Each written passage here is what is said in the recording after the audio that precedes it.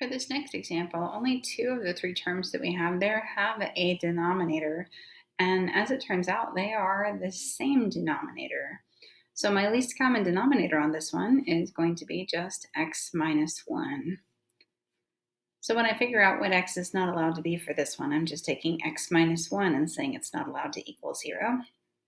And when I solve that, I'll get that x is not allowed to be 1.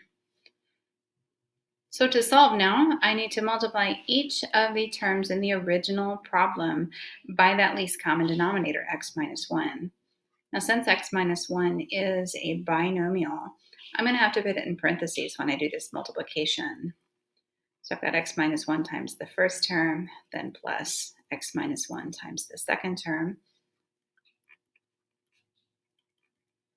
and then equals x minus 1 times the third term, or what's on the other side of the equal sign there. Okay, so now once again, when I am multiplying by the least common denominator, the effect is going to be that all of the denominators will cancel out. So I'm going to go ahead and do all that canceling. So this x minus 1 and x minus 1 cancels, which leaves me just x for that first term. The second one, x minus 1 cancels. And so that's going to leave me just 2x minus 3 for my second one.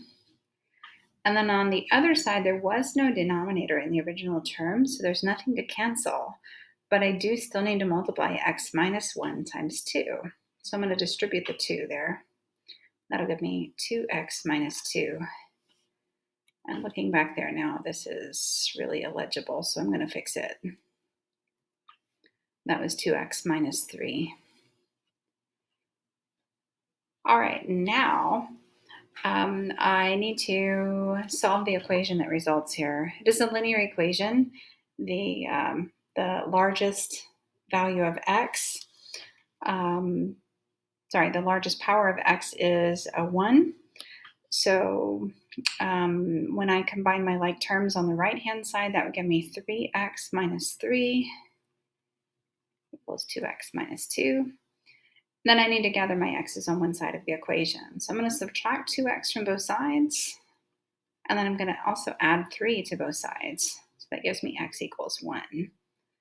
Now if I go back and compare that with what x is not allowed to be, I see that the value that I got is in fact the one value that was restricted for x for this problem. So that means I cannot present that as an answer.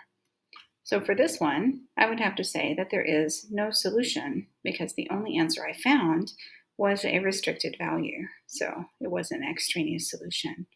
So there are no solutions to this problem. Now you're going to try this one here and answer on the Google form.